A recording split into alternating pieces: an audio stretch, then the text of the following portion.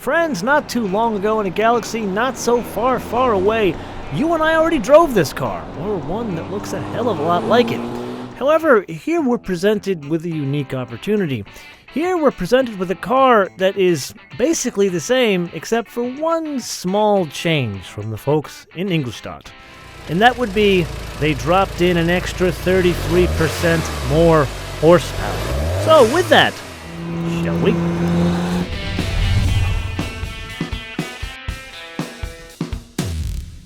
So let's take stock, shall we?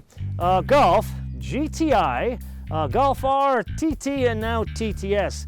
I feel with this engine, the EA 888 Volkswagen corporate direct injected 2-liter 4-cylinder turbocharged engine, that you guys can recite these numbers along with me. So I guess on 3, let's do it together. 1, 2, and 3. 292 horsepower, which is actually 72 more than the base TT, and that comes in at 5,400 RPM. And 280 pound-feet of torque, which is 22 more than the base TT, and that comes in at a very low 1,900 RPM, stays flat all the way up to over 5,000 RPM. But what's really interesting here is, well, how do they get more power from effectively the same engine? Because that is the same iron 2-liter block they got in there. Well, first thing they do is they take the aluminum cylinder head, throw that out. They put in a new one that has larger valve openings. Then the turbocharger, they pull that off, put a new one on that's bigger, but actually produces less boost. Now, the overall engine itself, it has something in common with diesel engines. See, diesel engines, they by nature have to be over-engineered to deal with the rigors of higher compression, because that's really what diesels run on. Here you have more power out of effectively the same size engine, so they have to change some of the parts to deal with that producing more power. So for example, the pistons, they throw those out, they come up with stronger pistons. The fuel injectors, they throw those out, come up with stronger fuel injectors. So all of that comes together. It's quite a laundry list of stuff that change. Well, how does that translate out to the road? Okay, so here we are again with the Audi TT, but this time with an S. So if we're really boiling it down, it's more power and a different suspension system here. So I wanted to keep the other parameters the same. So a little bit of housekeeping here. We're gonna drive this on exactly the same road that we drove the previous base TT. Got it? Okay, now that we got that housekeeping out of the way, there's one other bit we need to cover here. Remember, this one has the dynamic control system. The other car had it, but this has more adjustments. So let's deal with pulling power with effectively the two biggest differences. There's a comfort and there's a dynamic as in terms of like the pulling power and the throttle mapping. So let's start this thing with the basic comfort and see how it goes. So let's put our foot into it here. A little bit of lag there, but there's definitely more power. And I'd like to point out, there's a little bit of growl, a little more growl than the TT. Now granted, it is not piped in like other German cars, but there is definitively a growl there, which I kind of like. Now let's have some more fun and let's switch to dynamic mode. And let's come around this turn here, put our foot into it.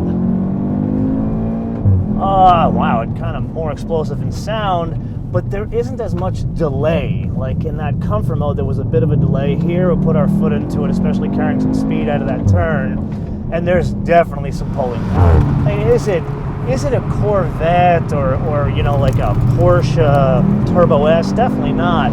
And you really gotta put your foot into this thing to get that kind of power out of it. Now before we press on, there is one other thing I need to point out to you guys, and it's something I've never experienced in a Volkswagen Group car with this transmission. Now this is the twin clutch, whatever they call it S-tronic in Audis, the DSG in Volkswagens, but it's effectively the same thing, a twin clutch 6-speed automatic or automatic manual transmission. And it pains me to admit that this is a good transmission, because if this is good, that means it's more reason for them not to bring the manual, which they didn't bring in this car, which pisses me off.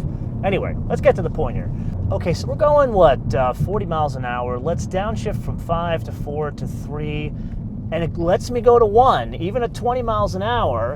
And then if I put my foot into it, notice there's a little bit of a delay there. Like, I haven't experienced this in other DSG, S-Tronic, whatever you want to call these transmissions. And for the life of me, I've been driving this thing for a little over a week now.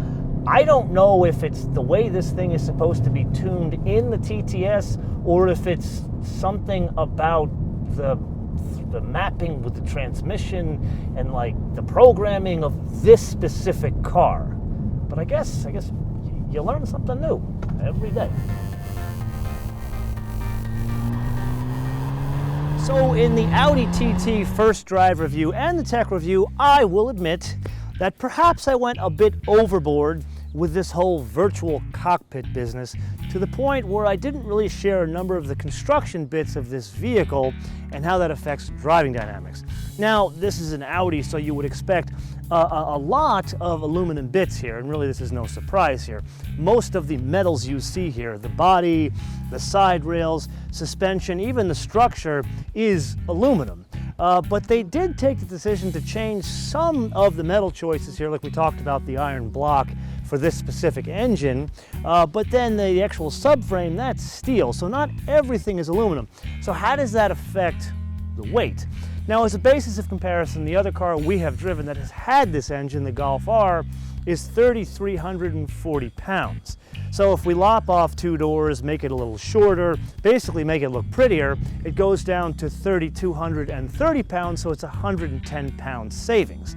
Now add in 20-inch wheels and the standard magnetic ride control. How does that all affect driving dynamics?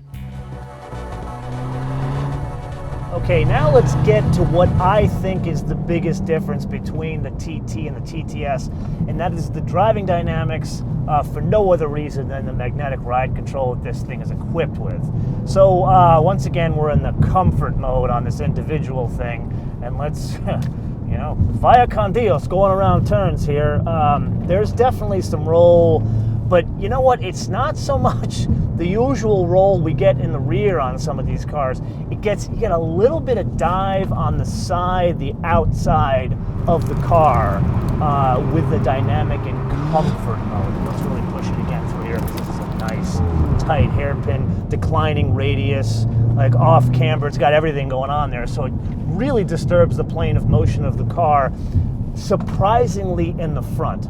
Now, let's go to the dynamic mode. Let's see here. Now we're in dynamic mode. So once again, we got the reason why I love this road is because it really tests the car out.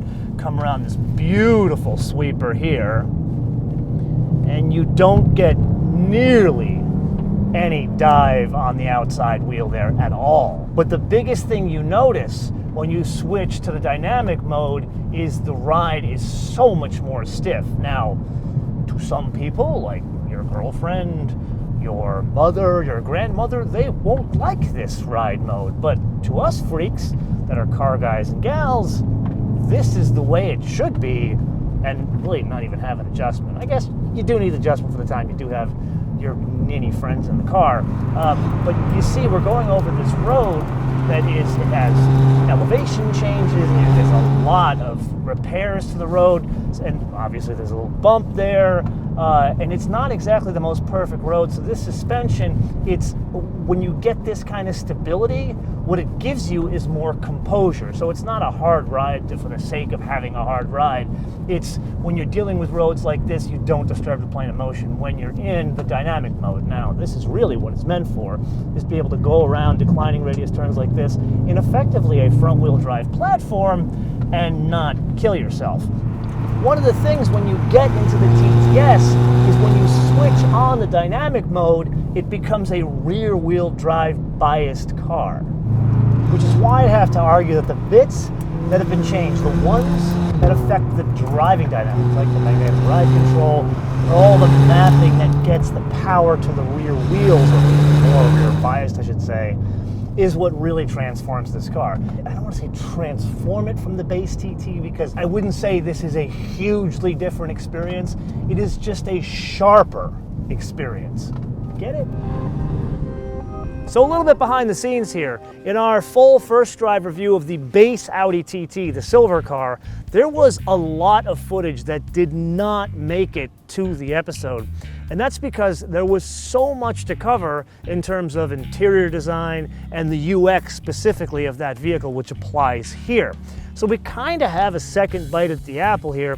So let's spend some time looking at things like the door panel, for example. It has an armrest that runs the length of the panel, and I would argue it works in conjunction with all the other angles on the inside of the car that do two things simultaneously. Number one, kind of give you the theme of more of a Bauhaus design. And number two, it opens up the interior by pushing things like the armrest down away from you to make a large car with, frankly, a dark interior that could be claustrophobic, but it isn't. And then there are some changes here from the base TT. Like, for example, it's got the diamond stitched interior, which is frankly a lot nicer than the one we had. And then last but not least, this one is yellow. Of course, the folks in Ingolstadt are not content with simply calling it yellow, or even something cool like Panama yellow, harkening back to classic Corvettes.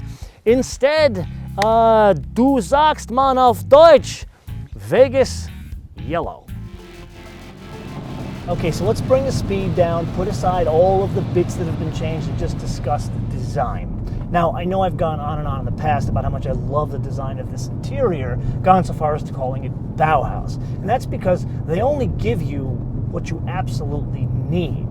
Now, there's a visual trick going on here that you really wouldn't see until you experience it personally. I don't know if you guys have actually gone to like an auto show and sat in this thing, but this is a very small car. And TTs in the past have been small cars, but this also kind of continues that tradition. But there's a visual trick with the design. Like, look at the dashboard. It's pushed farther away from you, but then the bottom of the dashboard, it's smaller. It's like lighter, meaning they've pushed it farther away, angled it more. Even here, that combined with a very high roof line, like there's so much more headroom here, it gives you this visual trick that you're sitting in a much bigger car. Like I'm 6 foot tall, and this is a very good size interior. Like, I've had friends in here that are 6 foot and above, and there's still plenty of room in here. Okay, so that's design, but not everything is exactly puppy dogs and roses. So this has been around, the TT has been around since 1996. Now, riddle me this. Name me 1 year that Audi has offered a TT, a hardtop, with a sunroof. Like, I don't get it. And you know me, I love designers, and I totally get their whole purity of line thing. But really, why the hell can't I have a sunroof? If you want to keep your purity of line when you go and buy one, don't order the sunroof. But let me, maybe I'm just a weirdo, let me put a sunroof in my Audi TT at least. Like, give me like a glass roof, like finally Jaguar has given us in the F-Type coupe. Granted, it doesn't open, it doesn't do anything, but at least you've got this glass roof, and it makes the car, especially something this size, it opens the car up. Now, as lovely as Ian is for giving us a full glass roof in the F-Type coupe, here's an open note to the designers, engineers, whoever the hell can change this in Ingolstadt. Please give us some sort of Schiebedach option, a sunroof that opens. Just call me crazy, but maybe I want to take my best girl out on a moonlit night and open up the roof of my TT without having to get to the convertible. Because, yes, I agree with you. I like the purity of the line and I want to keep it, but I also want a damn sunroof. Could you make that happen, please?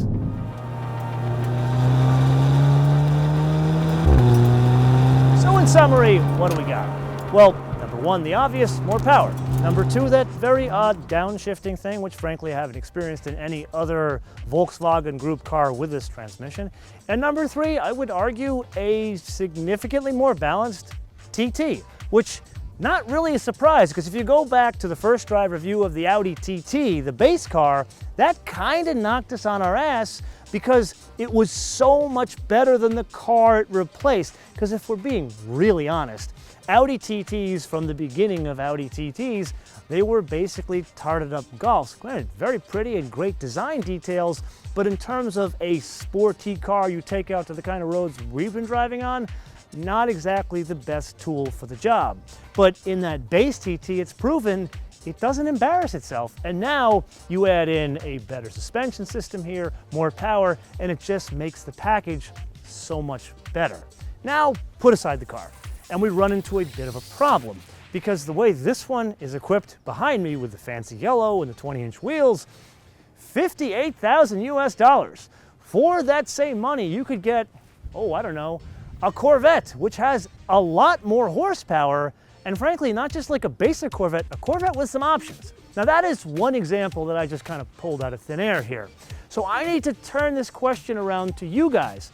For the same money, $58,000 US, and you know what, let's be fair here. The base price is just under $52,000 US. For that money or the equivalent in your local currency, what would you choose? A TTS or the Corvette, a BMW, a Mercedes, or something I'm not even mentioning here? So let me know, what would you choose, why you would choose it, and for good measure, what region of the world you live in and what you currently drive. Let me know in the comments below or via our social media, MotoManTV, all one word, MotoManTV, all one word, Facebook, Twitter, and Instagram. And if you can hear that, I think someone is weighing in for the Corvette just by hearing that sound going down the road. And so with that, I want to leave you guys with two things. Number one, make sure you download our fancy new mobile application, which you can download for free at Apple iTunes or Google Play. And number two, I want to thank somebody. If you've noticed throughout the episode, you may have seen this hanging from the rear view mirror of the car. This is something that was sent to me as a gift for the Chinese New Year, which I believe is the year of the monkey. So here behind the scenes, we have some interns that work with us every semester. And last semester, I had an intern from Temple University that's originally from China. And so he sent me this as a happy Chinese New Year gift. So to Yu Yang, who was the intern that did a lot of the work on the Volvo XC90 episode, I want to say thank you for my Happy New Year gift, which I think looks quite nice against my Vegas yellow Audi TT. So, 谢谢。